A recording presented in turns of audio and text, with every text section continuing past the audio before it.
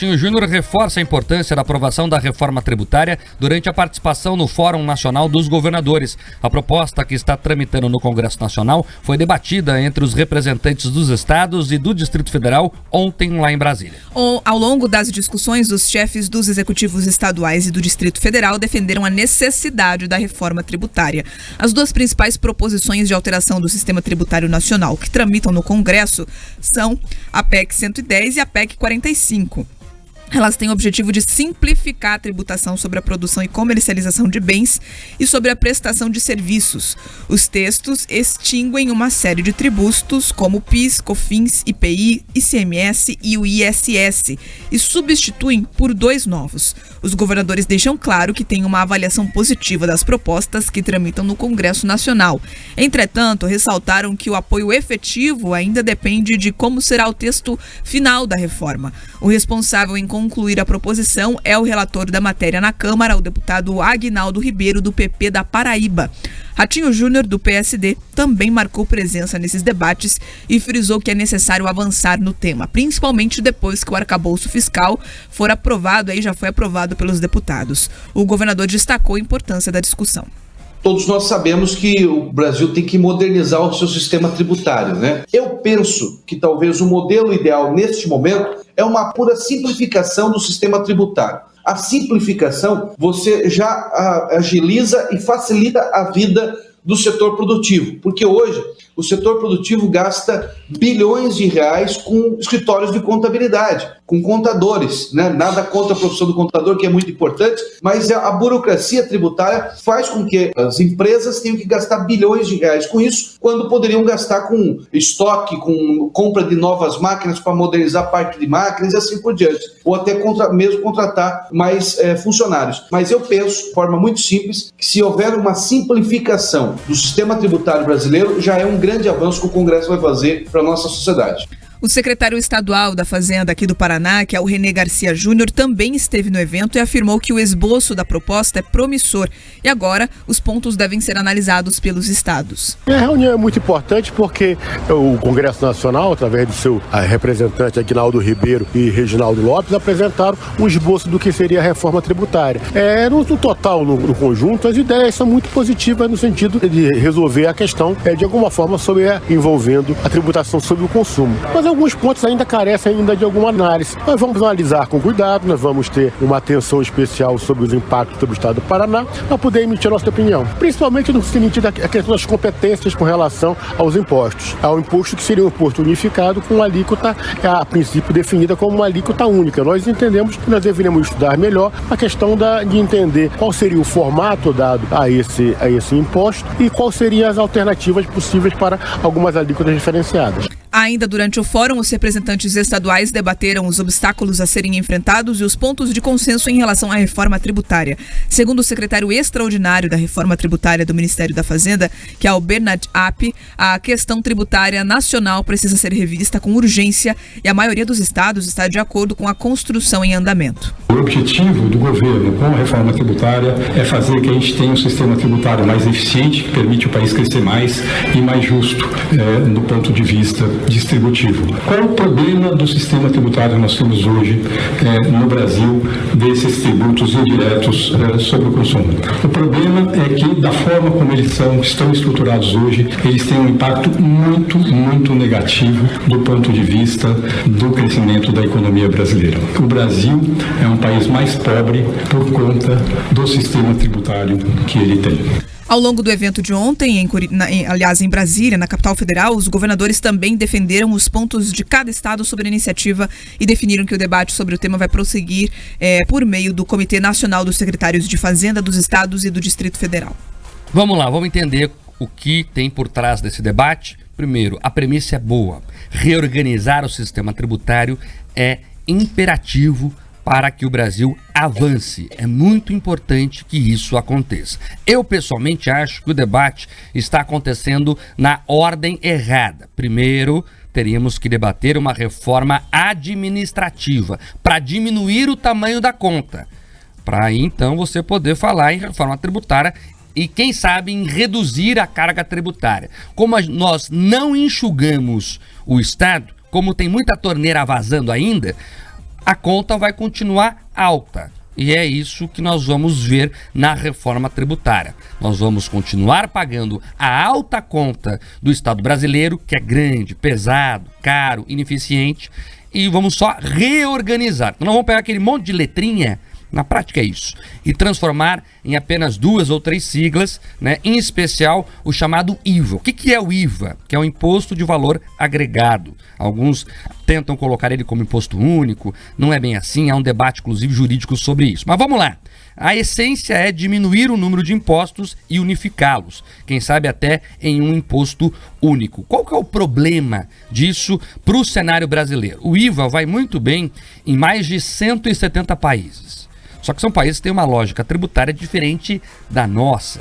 A ideia, então, é que o IVA unifique vários impostos. Só que isso, da forma que é colocado hoje, pode aumentar a carga de impostos de 25% para 27% para alguns setores. Então a indústria, Pedroso, vai se beneficiar muito com o IVA, é verdade. Mas outros segmentos não.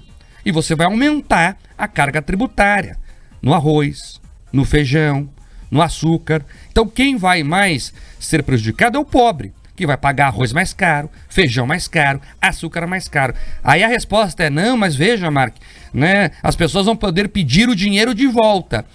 Quem que banca o fluxo de caixa do pobre? Ele vai pagar na frente para depois receber. Sem falar que para receber vai ter uma burocraciazinha, né? Você conhece o Brasil. Então, o seguinte, quem que vai bancar, né, esse fluxo de caixa de adiantar o imposto na frente e receber depois para quem não tem dinheiro? É uma preocupação importantíssima.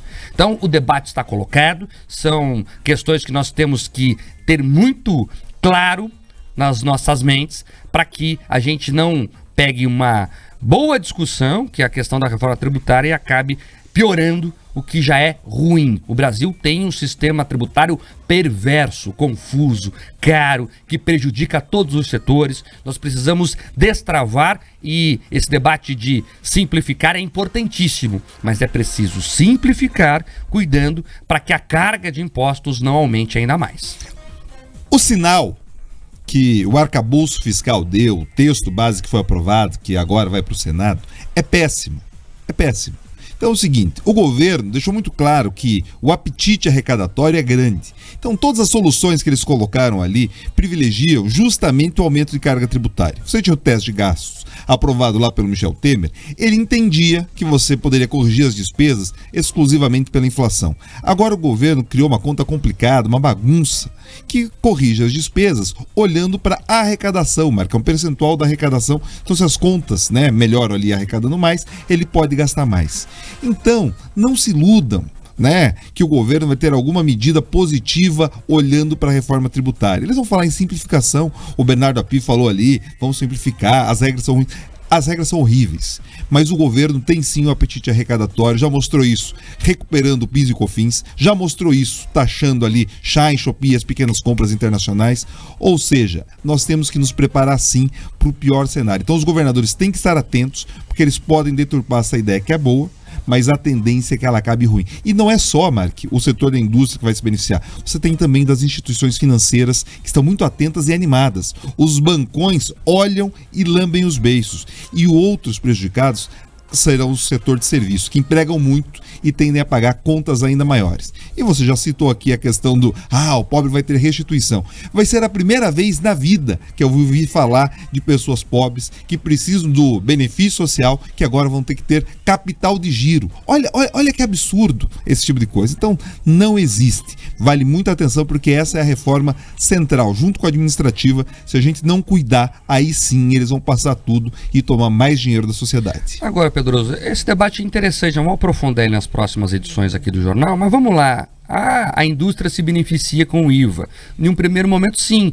mas se o pobre não tiver dinheiro no bolso, ele não vai consumir. Então, no segundo momento, pode ser perigoso. Nós temos que colocar todas as variáveis na mesa para achar o melhor caminho. E já que o debate está dado, o momento é esse mesmo. Então é importante que as pessoas busquem aí informações. Nós vamos trazer vários especialistas aqui para debater esse assunto também, para que a gente não acabe comparando o famoso gato por lebre. É isso que se fala, né? Então é isso. Então tomar cuidado aí e saber exatamente o que está acontecendo. Mas que tem que simplificar, tem. contar uma curiosidade aqui. Sabe aquela rede de lanchonetes mundial que tem restaurantes em todo lugar aí?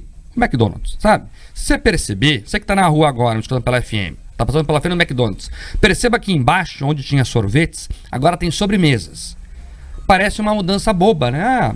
Em vez de sorvete, a sobremesa. Pessoas podem até equivocadamente achar a seguinte, Bia, não, é porque agora eles têm, além de sorvete, outras coisas. Não é nada disso. É questão de imposto. É porque se eu vender sorvetes, a alíquota é uma. Se eu vender sobremesas, a alíquota é outra. Mas marque a mesma coisa, é leite gelado lá batido. Mas, amigo, se eu chamar de sobremesa, eu pago menos imposto. Olha a loucura que é este país. Se eu falar que uma coisa é a mesma coisa, mas com outro nome, eu pago menos imposto. Por quê? Porque o sistema é maluco. Tem outros exemplos. Sonho de valsa. Se você olhar na embalagem, não tem mais lá bombom, tem waffle. Porque waffle é biscoito, biscoito tá mais barato o imposto. Então eles mudaram, é a mesma coisa. Você compra igualzinho sonho de valsa lá, o chocolate, com a casquinha, com o recheio. Mas como eles chamam agora de biscoito, o imposto é menor. Tem uma discussão lendária dos Crocs. Sabe os Crocs? Que é aquele sapato lá.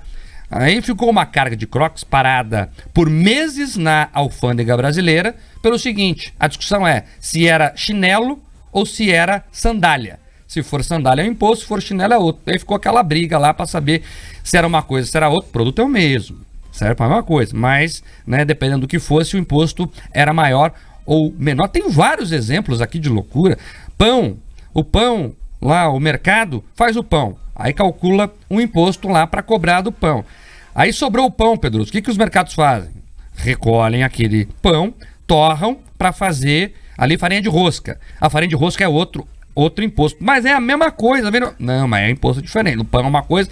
É loucura. É insano. O sistema tributário brasileiro é insano. Insano. E isso gera mais custos para você. Aí esse mesmo mercado que eu te falei, que tem que calcular quanto vai cobrar no pão com imposto e quanto vai calcular na farinha de rosca, tem que contratar lá 40 advogados a mesma. Tem uma grande rede aqui do Paraná que tem 40 advogados para calcular imposto. Imagina o custo disso. E isso é repassado para você. Então é caro, é perverso e prejudica muita gente. Que bom que o debate está na rua, mas nós temos que debater com seriedade para não sermos enganados.